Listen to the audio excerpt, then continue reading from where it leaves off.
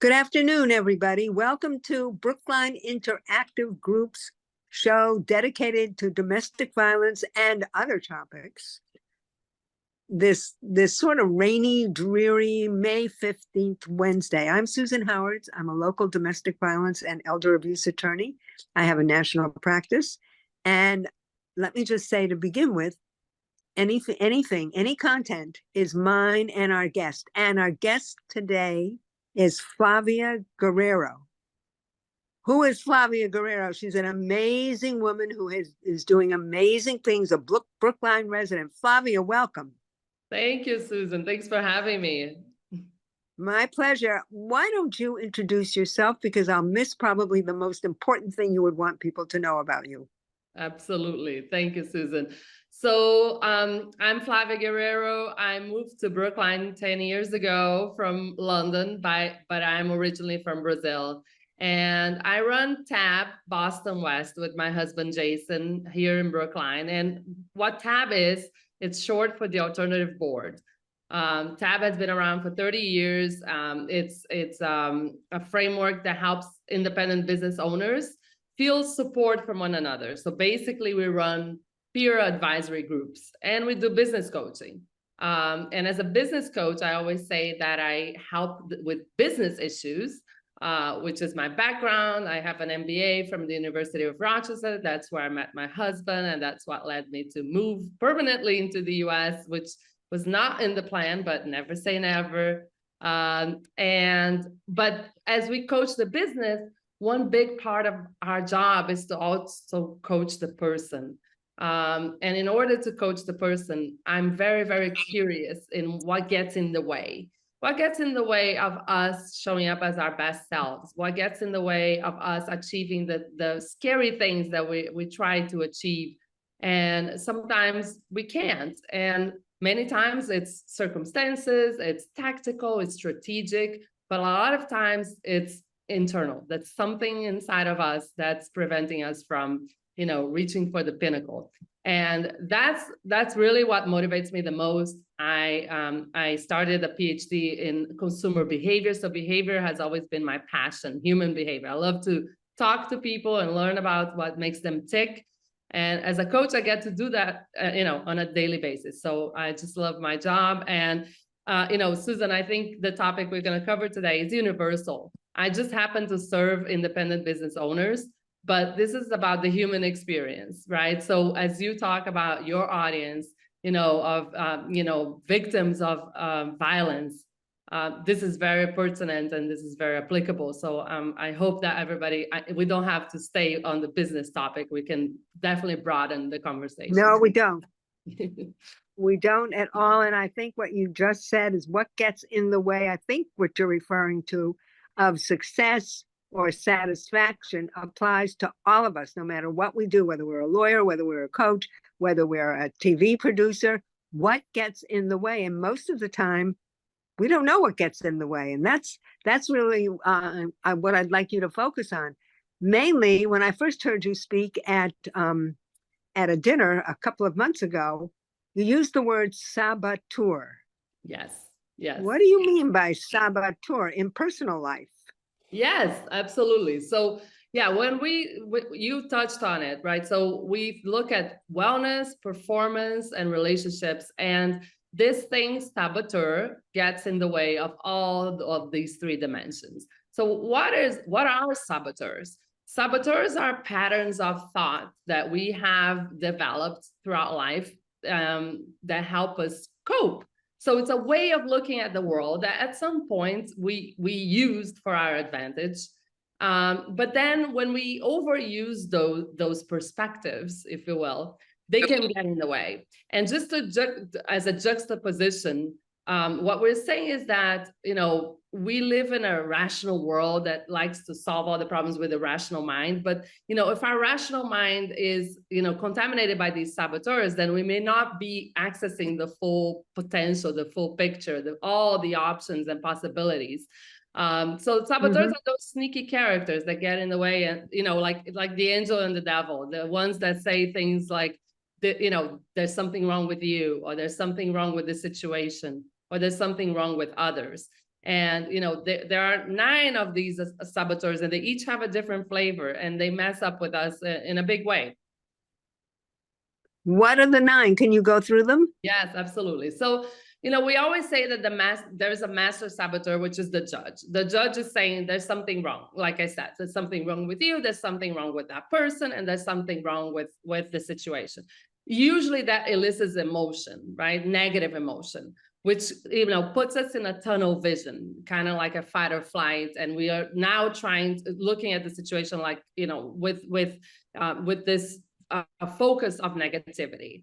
And then the judge likes to invite 9 other accomplices to the party. So, and you may recognize yourself in some of them. We all have all of them to some extent, but some are stronger for some people than others. So, this is not in any particular order, but for example, the avoider.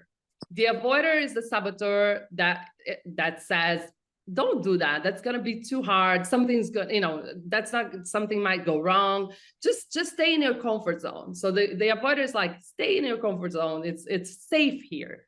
Right. And I want to say that the saboteurs, they offer you, crumbs, but they keep away the whole baguette. Right. So what they're saying, like, I give you the satisfaction of staying in your comfort zone, but it's keeping the whole baguette away from you, because what you want is to go out there and close the deal, or what you want is to go and exercise so you can get healthier, or what you want is to have the difficult conversation with that person so the relationship can get better. But the saboteur is like, no, here's some crumbs, and we get happy because we have some crumbs in the moment, but it's keeping the baguette away. So that's the avoider. We can talk about the pleaser. The pleaser is the one that wants to please everybody at their expense. So in the moment, they're feeling good because they're pleasing everybody, they're helping everybody. But then maybe resentment starts to grow. Another one is the victim. So Susan, you speak of people being victim, but you don't have to. You can be a victim of something, but you don't have to have a victim mentality about yourself, right? So the victim is so often in domestic violence situations, if some victims develop the mentality that they cannot shed ever, no matter how much help, no matter how long they've been out of the relationship, they can't shed it. And with a couple of clients, I've mentioned the saboteur is kind of like this little thing that interferes with what you really want to do. It's interfering with success in business, interfering with success in life. They just can't move beyond it. They get stuck with their saboteur. Let me put it that way. Absolutely. I don't know if I'm right or wrong, but that's what I've been thinking. Right. So, that's exactly right. So basically think about the saboteurs as like some color, glasses that distort the reality, right? So the victim puts on those glasses, and everywhere they look, they see a situation where they are now the victim, or the world is colored in that perspective, right? And they can't shake it. They can't imagine themselves different than that. Right. So they absorb that personality even. And the interesting thing is that there is almost like a self-fulfilling prophecy in the saboteurs, right? Because as you expect something to happen, you invite that into your experience, right? Yeah. So that's very interesting. And so for completion, I will go quickly through the other ones. They're pretty self-explanatory. So the hyperachiever. Yes, it's great to achieve, but when your sole existence is wrapped around this identity that I have to achieve, then you have overused the strength, and it's become your weakness. So the hyperachiever is like, my value is in achieving, right? And if I don't, then I don't have value. The controller likes to, it's a great thing to try to take action. But the controller tries to then start to controlling people around them, all the situations, and that hurts relationships big time. If you have a big controller and you're always trying to control people around you, that tends to make people shut down and not. Now back to business. In a work environment, people may not be as collaborative because they're like, they're going to tell me what to do anyway. Why should I bother? the hyper rational. That's a big one in our world, Susan. I think this speaks to it very much. I like to say that we think we live in a rational world that eventually feels emotion. But really, we are emotional beings capable of being rational, right? So oftentimes, people try to, leave emotion aside and go be very rational about problem solving. But we're, in every job, in every relationship, we're humans dealing with humans, and emotions are part of the equation. So this mentality of like, we can just be data driven, we can just have systems and processes and solve everything in that light, is leaving that a big part out of the equation, which is, the fact that we are all driven by emotion largely. If you think about anything you've ever done, it's been driven by some emotion, either positive or negative. Yeah. So Flavia, how do you deal with being driven by emotion, and how do you unstick people from the saboteurs that they're most comfortable with? For instance, I can't do that. I can't do it. It's not going to work. I know a lawyer who's afraid to sue. I don't know why this person's a lawyer. Afraid we're going to lose. We're going to lose. Well, you know what? I mean, that's ridiculous. If you don't sue, you're definitely going to lose. So you might as well lose by trying to do something. I mean, how do you unstick people? That's such a good question, because I think why I love this methodology so much that we're discussing here, and I should give credit. This is the work of Shahzad Shamin. The book that he wrote is called Positive Intelligence. He's a Stanford researcher, and most of the solutions to what this problem, like you're describing, Susan, has been focused on the symptoms. So people will say like, oh, let's just get tactical. Can we time block on your calendar for you to, when are you going to sue? And then, you tell people to put it in their calendar, or they try to understand. They try to understand, and they come up with a solution.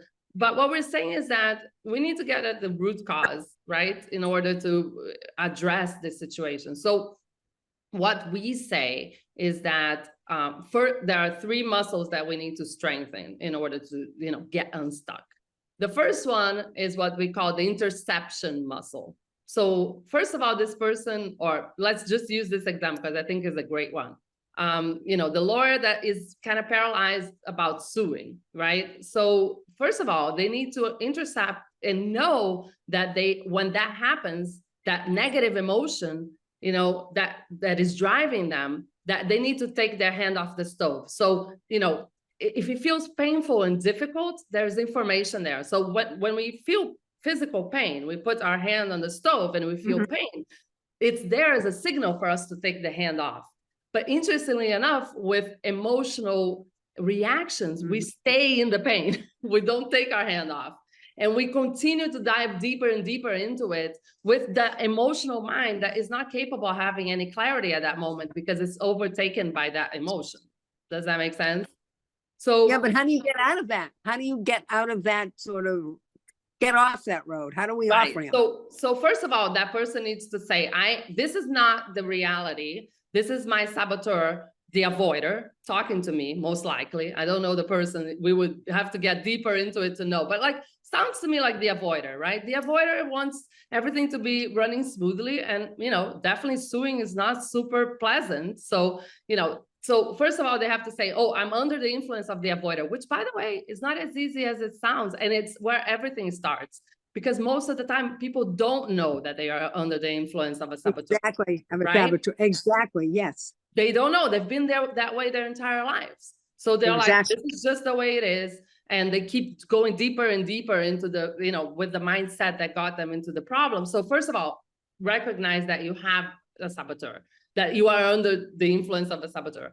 And then you have to have a self-command muscle to shift.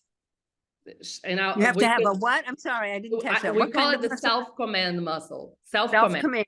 Okay, so that is the muscle that you have to, you say, okay, I'm under the influence, and now I need to shift to a different perspective. Now that's really hard. Imagine another scenario, which is someone who has emotional eating problems, right? And they're headed to the fridge. that self-command muscle, it needs to be really strong to stop them in their tracks. First of all, they need to say, oh, I'm under a saboteur influence, right? It's probably, again, my avoider trying to avoid something else by eating. Then I have I identified it. Then I need to have a strong enough self-command muscle to shift to what? And that's what we call the SAGE perspective. The SAGE perspective has has several dimensions, but the main one is I have to have, empathy for myself that I am in a hard situation. Then I have to have curiosity about what else is out there in terms of solutions. Then I have to have perspective. And this is a big one. It's like, if back to the baguette, if I don't sue, I'm comfortable right now, but what is really my mission, my calling in this life, right? I am a lawyer, won't I feel really good once I go through the process and I get my client the final result they deserve? Mm-hmm. So I access that. And then finally, there's a power to really take action, like with that mentality, with that clarity, now I can access the activity with a completely different, frame of mind and energy and all of that. But I think what you're really still saying is like, but how do I do all of this? And, if you don't know about saboteurs, and if they don't know Flavia and Jason's methodology, I mean, just before I ever heard you speak, I had no idea. I mean, there were certain things that stand in my way, but I never thought of them as saboteurs. That's a very strong word. That's saying they're getting you off track. How do we get on track? So how do people who are sort of, and maybe will never ever meet you or know of your work, how do they get themselves back in line? I guess that's the way we say it. Yeah, I don't think that it all starts with that awareness. I'm a big fan of awareness, and without awareness, we can't, make changes. So, that is why I'm always, if you become aware of something you weren't aware of before, then you already are changing, right? So yes, the hard work is to stop yourself in your tracks and choose to be someone different. But, if you're aware that that's an option, right? If you're aware that you are, and to answer that question, Susan, I think in life, sometimes we are given opportunities to create that awareness, that, we bump into a mentor or we have a crisis. A big one is a crisis, right? Push comes to shove, there's something really dramatic and you have to sit down and have some introspection. But I'll have to say, sadly, I don't think that's why I'm so passionate about this work. And, there are many, many coaches that coach with this methodology on all walks of life, so I do business, like I said, but I know people who do work with anything you can possibly imagine, because it's true of almost everyone and almost anything you can imagine, that, so if we can just, that's why I love that I'm talking to you right now, because if there is something in somebody's path that they feel is holding them back, and now they can ask, what mindset do I believe in 100%, might be my problem. Because the problem is, and I think it was Einstein who said that the mindset that created the problem is not the same mindset that's going to solve the problem. Right. So I guess the saboteur is what you just said, is that thought process that holds you back from achieving whatever you think you want to achieve. That's the saboteur. And even if you don't know Flavia's terminology, like the avoider or the controller, if you know that something's keeping you from doing what you really want to do or from change, that's your saboteur, and that's what you have to work on. Yes, 100%. And I think that's like the opposite of a victim mentality, because what we say is like, whatever is happening in your life, there is and this is a good time to bring in the sage perspective, which is the opposite of the saboteur mentality. You can choose to look at it as an opportunity, no matter what, no matter what's going on. You can look at it as an opportunity, and you can change yourself, you know. And Right. then as you change, the world around you has to change, right? Because you're in relation with the world. And you do that by, well, you do it, but you do that by encouraging mental strength. Yes, that's right. And So how do you get mentally strong if you're not? right. So it's, you know, if you think about how we look at nowadays, how we look at exercise, right? So we want to be physically strong and physically healthy. So we maintain a steady, you know, regimen of exercise. So we do, we go for a walk in the morning, or we lift weights, or whatever it is. For your mental strength is the same exact thing. So that muscle that we were talking about earlier, you know, which is like, okay, I understand I'm under my saboteur in this situation, but I don't know how to be different. So I need to strengthen that muscle that can help me pivot into another way of looking at the situation. And it's easier said than done. So what we say to cultivate that strength, and this is nothing new if you think about the history of the world, you know, it's to have a moment of commanding your mind. What is that? That is focusing your attention on a physical sensation. So anything, but you are on the command of your mind. So for example, you know, let's say I'm ruminating about a problem. How do I make myself stop? I take my mind, which, you know, because if I continue to engage my mind, think about it, Susan, my mind is already, you know, under the saboteur interference. So Exactly. I'm not talking to my best mind. I'm talking to the contaminated mind, the one that already is, you know, ruminating and worried and It's stressed. interfering. I'm talking to the interference. Exactly. So I don't Right. want to talk to that. I need to kind of like clear the board. And I want to do what I want to do is I want to focus my mind into a physical sensation, because that's neutrality, right? So we can do that by what we call PQ reps. So what we can I'm sorry, what? PQ reps? PQ is from positive intelligence. So like we have emotional intelligence, EQ, we have PQ, and reps are repetition, just like you do repetitions for your bicep curls. PQ reps, okay. PQ reps, yes. And, you know, what we do is that we focus on a physical sensation. It can be your, you know, you can do it with your eyes open. You can be, you know, looking very intently, like I'm looking now at the color of the clothing that you're wearing. It's very vibrant, and, you know, I can see the shading. So I'm zeroing in into my sense of sight. I can use one of my favorites. I can use my ears, and I can just focus on what is the farthest sound I can hear. And sometimes you discover like a humming you never heard before. Interesting.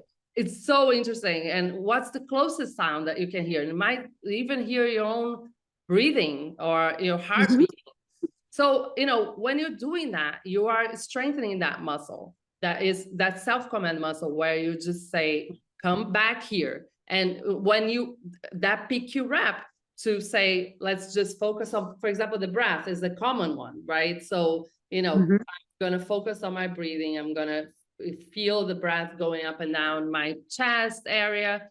You know, but the beauty of PQ reps for mindfulness is that for a lot of people, to meditate, it's hard. You know, it's wonderful, and it's been proven, you know, to be so effective to, you know, get people to calm down, to calm their stress, and for their, you know, their general health.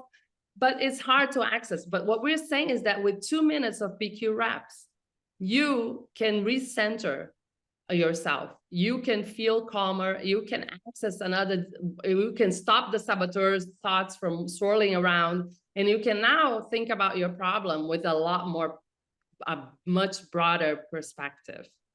Wow. This is very, very complicated, Flavia. In the last couple of minutes, can you summarize the muscles that we have to work on, the 3? Yes. And how people can contact or reach you And do you work with all ages, all diversities, male, female, whatever? Just give us a little summary of who can reach out to you and how the best way to contact you.